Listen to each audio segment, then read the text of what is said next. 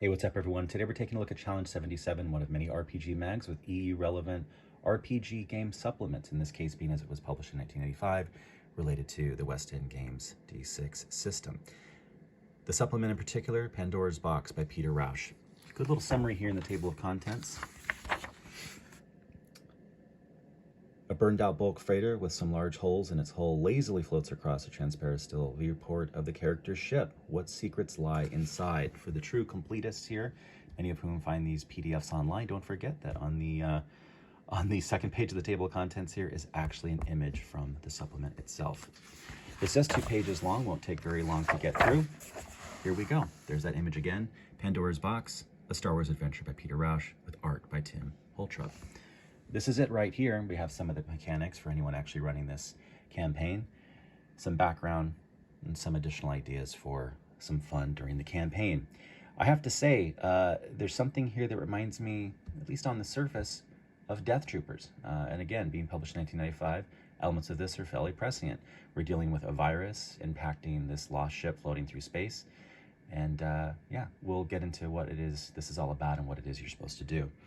In terms of the setting here, most of these RPG stories are either set during the Rebellion period, maybe a little bit after. This is clearly post-Clone Wars by references to, you know, things being relics of the Clone Wars and other references here to the Clone Wars too. A highly experimental biopsychological warfare germ, right, that was meant to be used in the Clone Wars. That's actually what's on this ship. So there's this lost ship, again, not unlike Death Troopers, right? You know, sort of this abandoned Star Destroyer. But what you find out is that this thing's breaking down, but there's still some power sources. It turns out that there's some guard droids and there's some mech droids that are effectively trying to continue to feed the ship with power, and the mech droids in particular are actually trying to repair the ship.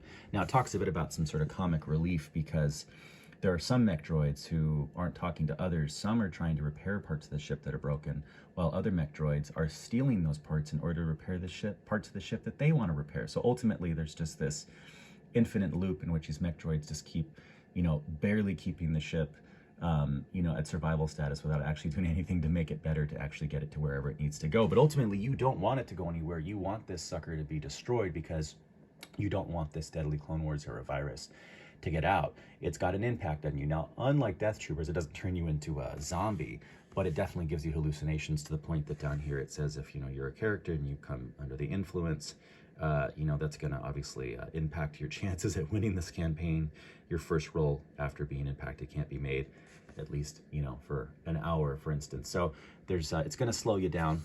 You know, it talks about as the game master, if, you know, you want to sort of have some fun, you can you know, find ways for the virus itself to work its way through, you know, vents and stuff like that to sort of impact the players who are trying to sort of get onto the ship, figure out what's going on, blow it up, right, and get out of there. So yeah, basically they find the ship.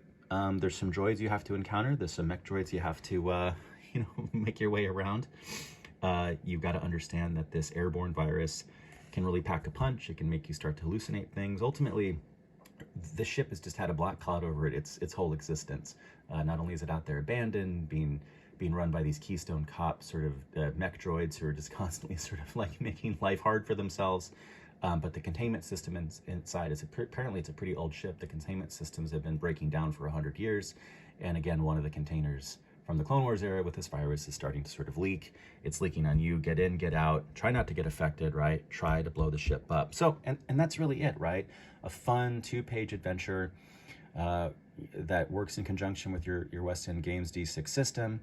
Yeah, you know, hopefully you succeed. Hopefully you keep that Clone Wars era germ from impacting the rest of the galaxy. And here you go, right? Did you have any idea that these characters existed here in the Star Wars Expanded Universe? Well, now you do. And now there's actually art for them. We don't have names for them.